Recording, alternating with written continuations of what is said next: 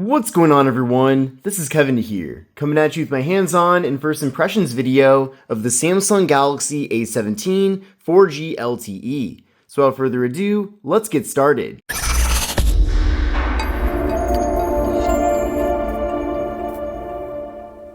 So yes, even in 2025, we are still getting 4G LTE only phones, and there is of course the A17 5G, but this phone is pretty similar overall, but this phone is limited to just 4G LTE.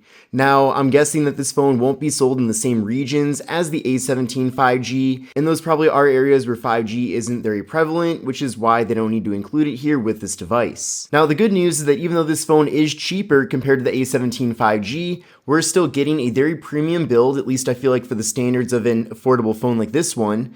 And as you can see, we're getting the same form factor and design that we're getting with the 5G version of the device. So I really like this matte silver finish on the back of the device. I think it looks really good. I like too how it's just not a single color. If you look closer at it, it actually has kind of this sparkly look to it. Kind of hard to describe with words, but you can literally see it here in this video. So again, for being a very affordable device, one of the most affordable phones from Samsung, this phone actually looks a lot nicer than it technically is. And I also appreciate that we're getting other premium features, such as this really nice display. We're getting quite a few cameras here on the back of the device. And also with this phone, we are getting optical image stabilization. Now before I get too far into things here with the A17 4G LTE, let's see what comes included here in the box.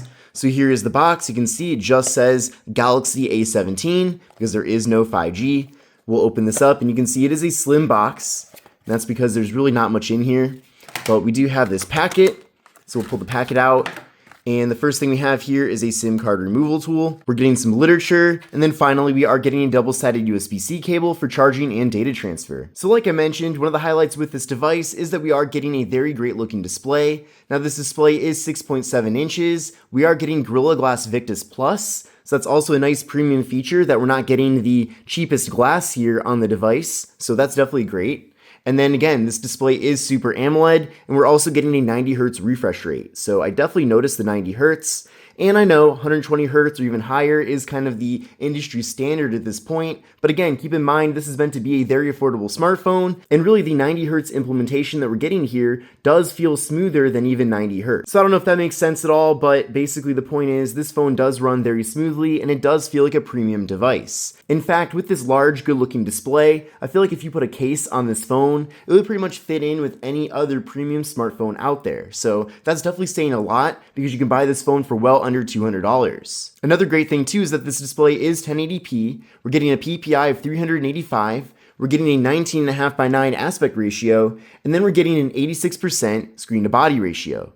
Now you probably noticed we are getting that thicker bottom bezel, and then up top here we are getting a water drop notch. Now, of course, the design here with the notch, I know we're all tired of that. It's been around for well over half a decade at this point, and this phone really doesn't look very unique. It looks very similar to the predecessor as well, but I feel like one of the reasons why the design has stayed the same with this device is so that they can give us the premium features such as the AMOLED display while still being able to give this phone to us at an affordable price tag. Because if they were constantly changing the design, then that means they might have to compromise in other areas, and those areas might not be areas where you actually want to see compromise, such as the display panel quality. So while I would like to see an overhaul in the future, especially the phone that comes after this device, at the same time I do understand why things are the way that they are. Now also with this phone, we are getting a 13 megapixel front-facing camera, and then with this device, we're getting 128 gigabytes of storage, along with micro SD card expansion. So definitely nice that we are getting SD card expansion. I know a lot of people like that feature and they are disappointed that you can't really find it too often anymore with Android devices, or iPhones for that matter, but we are at least getting that here. And then honestly, 128 gigs is very generous for a budget phone. So I think for a lot of people, there's more than enough space here on the device. Now with this phone, of course, there is no wireless charging. That's something that I wouldn't expect to see, so it's not here. And with the phone, there is a fingerprint sensor on the power button. That works really well, nice and fast, so that is a good implementation there. And then with this device, we are getting a triple camera setup on the back of the phone.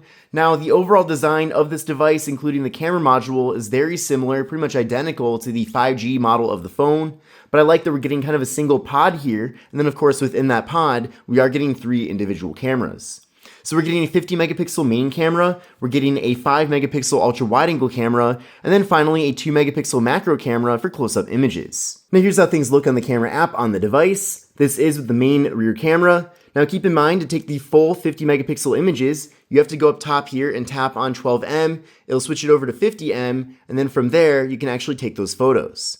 So it is nice that we are getting such a high megapixel count with this device. Of course, there is no telephoto camera with this phone, so at least with the higher megapixels, you can crop in a little bit better. And then if we go over to 0.5, that'll take us over to the ultra wide. So it is really cool that a budget phone like this one does have an ultra wide camera.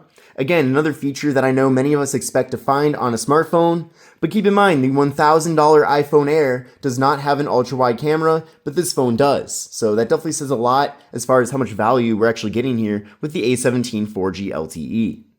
Now also with this device, if you go over to the More tab, you can access the macro camera, and then with macro you can get very close up and have things be in really good detail. We can also flip around to the front-facing camera. There's me right there.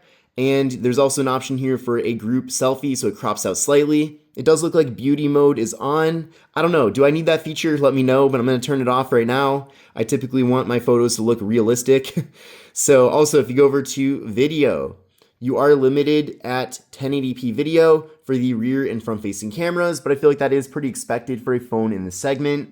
Also, with this phone having optical image stabilization, also known as OIS, basically with that feature, which is new in this generation, you're going to be able to take more steady video, so your video is not going to be shaking around as much. And then when it comes to taking photos, you're less likely to get a blurry image. So that is a nice feature that we're getting here. And again, another more premium feature that I wouldn't expect to necessarily get with a phone in this segment. Now with this device, there is only 4 gigabytes of RAM, so I don't think there's too many phones in this era that I'm testing that have that low of RAM. So far, things do seem to be running pretty smoothly, but the processor that we're getting here is the MediaTek Helio G99. So that is certainly not a high-end processor. I will be doing a benchmark test pretty soon. Sorry I couldn't do it in time for this video, but basically it is a low-end processor. There is of course no 5G support because of that processor, but that does make sense because this is the lower end version of the A17 compared to the 5G model of the phone. Here's me from the future. I did just run a benchmark test and here are the scores from that test. So I do recommend running this test on your current phone to compare these scores to the phone that you have right now to really see how this phone actually measures up. Now the software that we're getting here is Android 15 and the phone does come with Samsung's One UI 7 out of the box. And as of November 12th, the One UI 8 update is not available. So I did already get this update on the 5G model of the phone, so I'm sure it's coming soon for this device, but it isn't currently out. So the phone does have One UI 7, which in many ways, One UI 7 is pretty similar to 8, and both of those are a big step up from One UI 6, so I'm glad at least that we are getting One UI 7, but I'm sure 8 is right around the corner.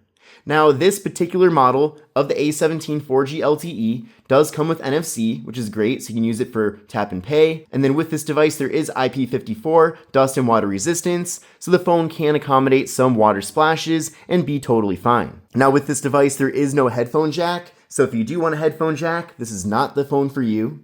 And on the right side of the phone, we have volume up, volume down. We also have the power button, which doubles as the fingerprint sensor. Then up top here, we have the noise-canceling microphone.